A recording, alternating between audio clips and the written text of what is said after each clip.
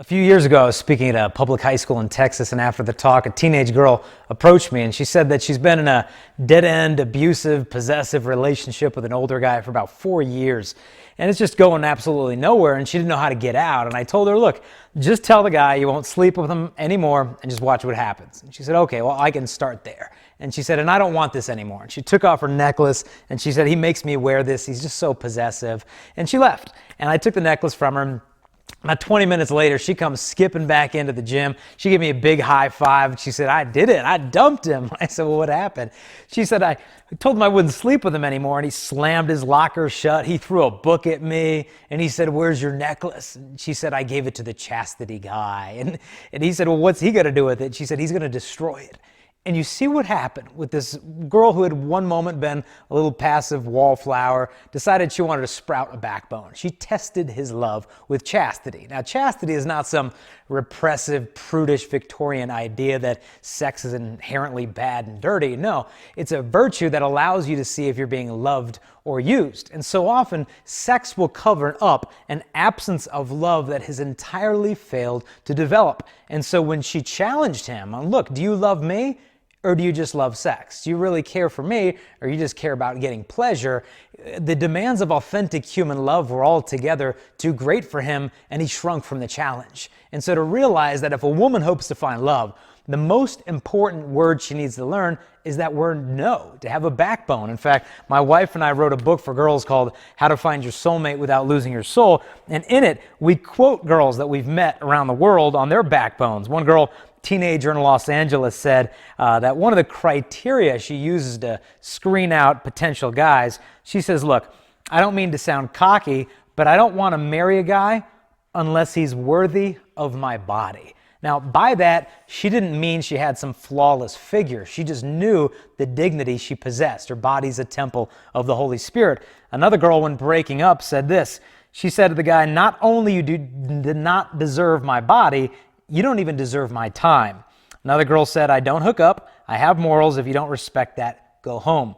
And lastly, my favorite, one girl said, sure, attention from boys feels good, but knowing that I'm too good for half of them feels even better. I said, you go, girl. And so you see what these girls have done, have made a decision to claim their worth, to claim their dignity. It's not about having some overwhelming emotion that you're just so important and perfect. It's a decision of what type of way you deserve to be treated. And ultimately, to know that worth, you're not going to get it from looking in a mirror. Every time a girl looks in the mirror, she picks herself to pieces. I don't like my hair. I don't like my nose. I don't like my dress.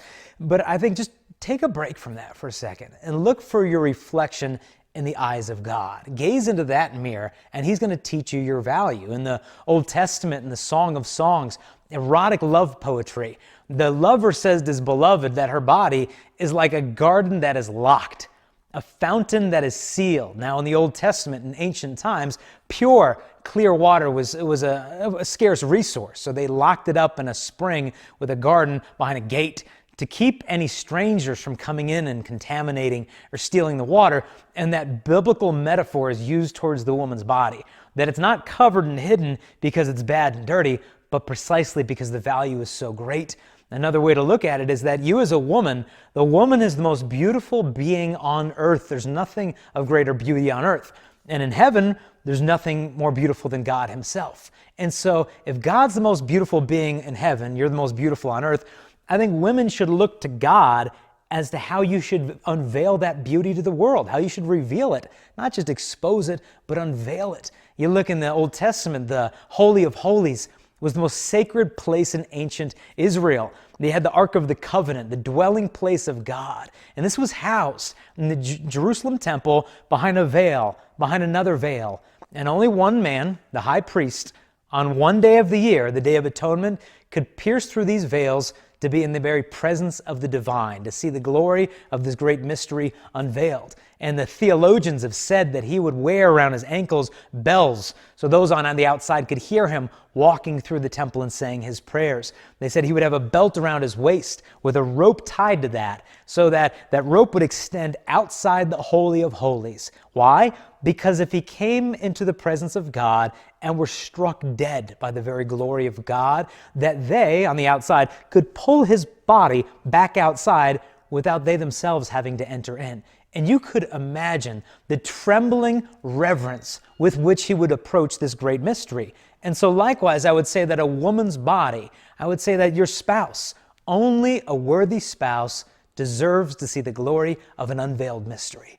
And if you could begin to look at yourself in this way, you won't enter into relationships looking for the love that only God himself can give to you. Because when he becomes first in your life, then the relationships aren't so much a replacement for his love, they become a reflection of his love. Because you know as well as I do that relationships can become idols. If you and him are good, you're good. You and the boy are bad, and you're bad. And your life becomes dictated by the quality and the state of the relationship, and it can become an idol.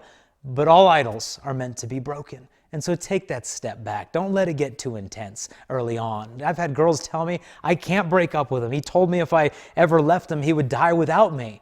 And I say, sweetie, if he can't live without you, he doesn't need a girlfriend. He probably needs a therapist. And so to be able just to step back, spend some time with you and God alone, reclaim your dignity, understand your great worth, and you'll be one step closer to finding your soulmate without losing your soul. God bless you.